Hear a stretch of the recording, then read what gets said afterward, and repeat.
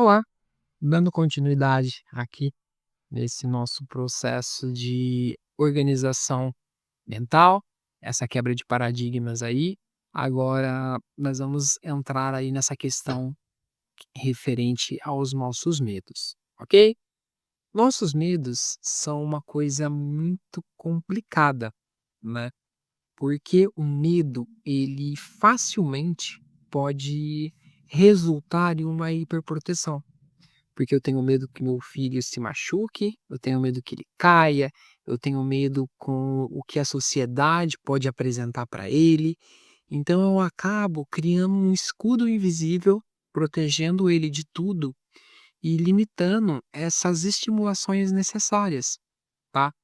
Na sua infância, você precisou resolver um problema com alguém, você teve alguma frustração, teve um brinquedo seu que quebrou. Você passou por situações que te formaram, e essas situações elas são necessárias, tá? Entendo que as características fazem com que a forma de interagir com tudo isso sejam diferentes, tá? Porém, elas ainda são necessárias, sim? Um dos nossos principais estímulos da nossa infância é o nosso estímulo visual. Tá? 2/3 da nossa estimulação inicial é através da nossa visão. Que viu uma bolinha, correu atrás da bolinha. Viu um brinquedo novo diferente, já foi para ele. Veio um amigo, bateu palminha, já olhou ali. Todo o interesse vem pelas coisas externas e são o que fazem que a gente se movimente. Então, eu preciso o quê? Tomar muito cuidado em não criar esse casulo, criar essa bolha e não deixar com que o que ele pensa, o que ele tem vontade, ou o que ele quer fazer seja bloqueado. Então, precisamos o quê? Realmente estarmos bem entendidos da situação, tá? Organizarmos essa nossa condição de medo para que a gente não seja que a gente não tenha essa hiperproteção em relação a não permitir com que ele passe por coisas, ok? Então, da mesma forma que a aceitação, ela nos permite a avançar, a buscar coisas novas, querer ir além, os nossos medos, eles se tornam muros, eles se tornam barreiras que impedem, que vão impedir todas as possibilidades. Porque, ai, o meu filho está com uma dificuldade em realmente uma questão de interação com os amiguinhos aqui do bairro. Então, porém, ele vê os amiguinhos, mas eu não permito com que ele se aproxime deles. Então, de nada adianta, de nada adianta.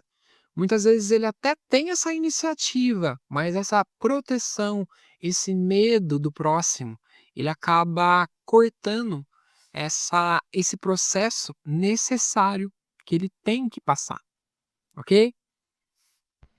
Um caso de extrema importância que eu levei para mim, de realmente de extremo aprendizado, foi uma situação que aconteceu em uma das escolas que eu trabalhei, quando tivemos, o meu primeiro caso, por sinal, de autismo, e uma garota, né, dessa turma, ela não se aproximava desse garoto.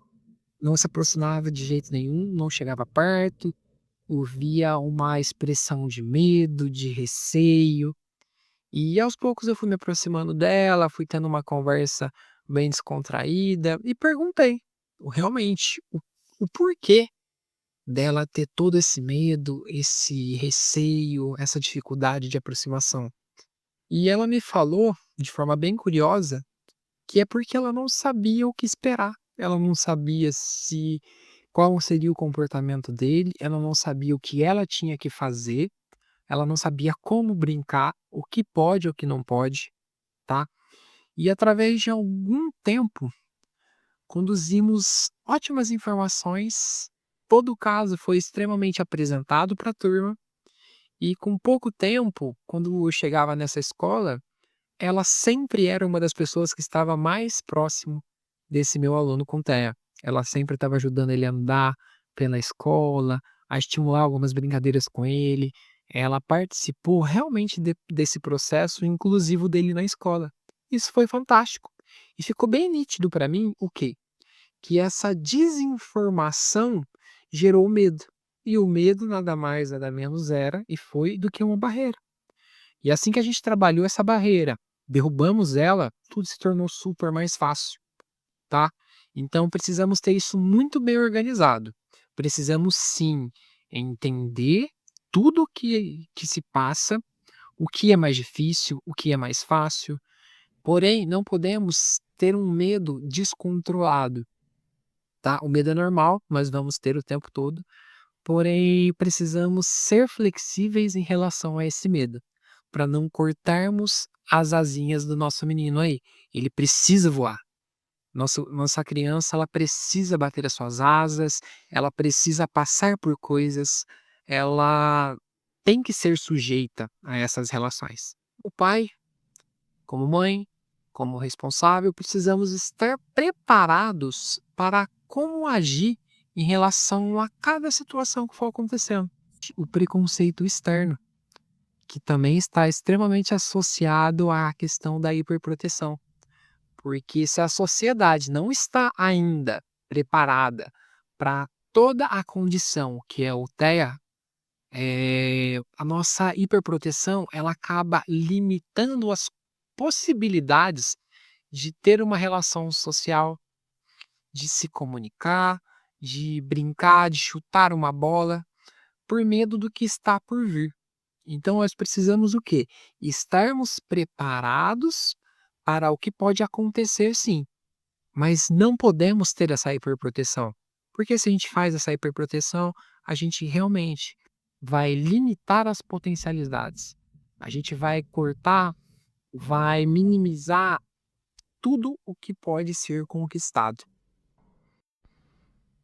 Então, finalizando e fazendo a associação dessas três questões, que são a aceitação, o medo e o preconceito, elas estão completamente ligadas entre elas.